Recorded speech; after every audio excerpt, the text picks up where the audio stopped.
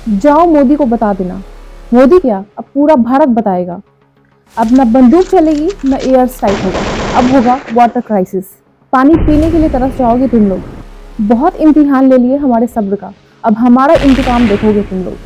अब तक हम चुप थे, ये हमारा बड़प्पन था, लेकिन अब हम हर अटैक का बदला लेंगे।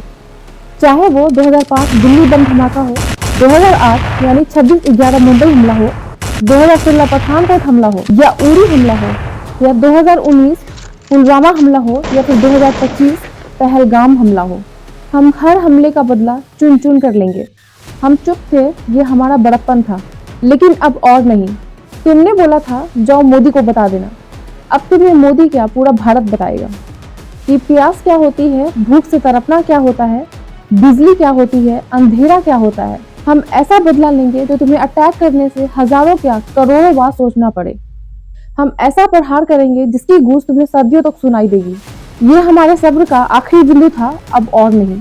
आइए जानते हैं वो 5 बड़े फैसले जिसकी वजह से पाकिस्तान को उसकी औकात याद दिलाई जाएगी। पहला, हम पाकिस्तान को पानी के बूंद बूंद के लिए कर पाएंगे।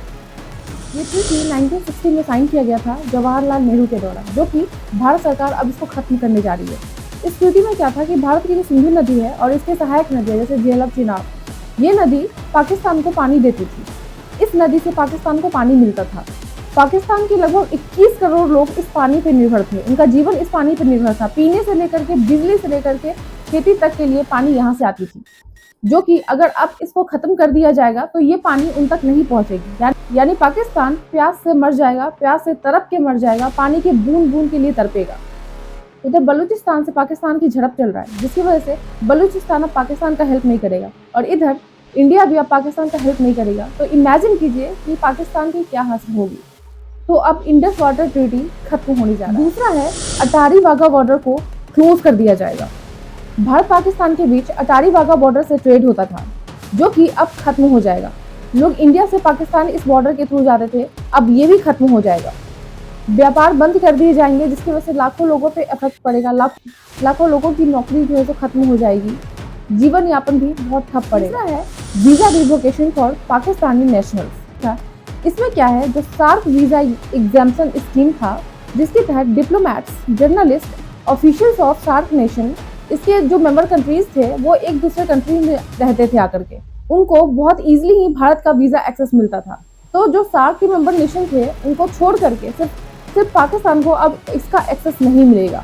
इसका फायदा अब पाकिस्तान के लोग नहीं उठा सकते हैं। अब भारत ने 48 घंटे का मौका दिया है कि जितने भी डिप्लोमैट्स है, जितने भी ऑफिशियल्स है, जर्नलिस्ट है पाकिस्तान के, वो इंडिया खाली करके यहाँ से जाए और अब किसी तरह का नया फ्रेश वीजा जो है जो पाकिस्तानी के लिए नहीं तैयार हो। चौथा है withdrawal of Indian diplomatic staff from Pakistan. अब तक इंडिया और पाकिस्तान अपनी embassy Islamabad and new Delhi में शेयर करती थी।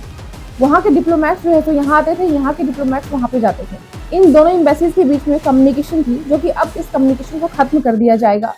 जो हमारे डिप्लोमेट्स वहाँ पे बैठे हैं इस्लामाबाद में, उनको वापस अब बुला लिया जाएगा। मतलब पाकिस्तान के साथ अब हमारा कोई भी कम्युनिकेशन नहीं रहेगा, कोई भी बातें नहीं होंगी किसी भी टॉपिक पे। पांचवा है denial of SAARC visa access from Pakistan.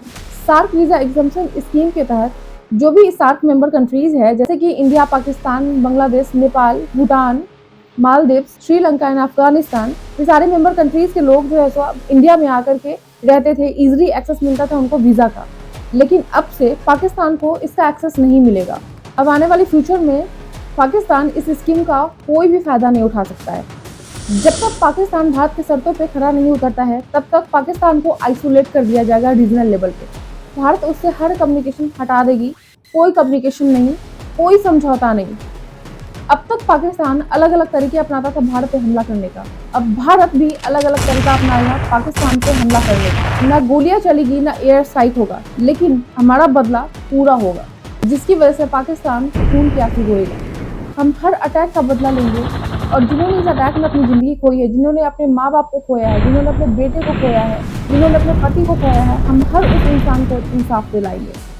तो ये 5 मेजर फैसले थे जो इंडियन गवर्नमेंट की तरफ से लिया गया है पाकिस्तान को उसकी औकात याद दिलाने के लिए।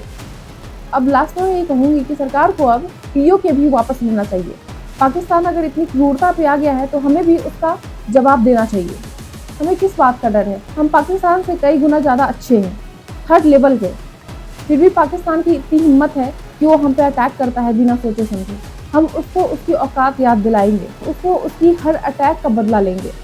इस पे आपकी क्या ओपिनियन है प्लीज कमेंट करके जरूर बताएं। मिलती हूँ मैं आपसे नेक्स्ट वीडियो पे, तब तक के लिए जय हिंद।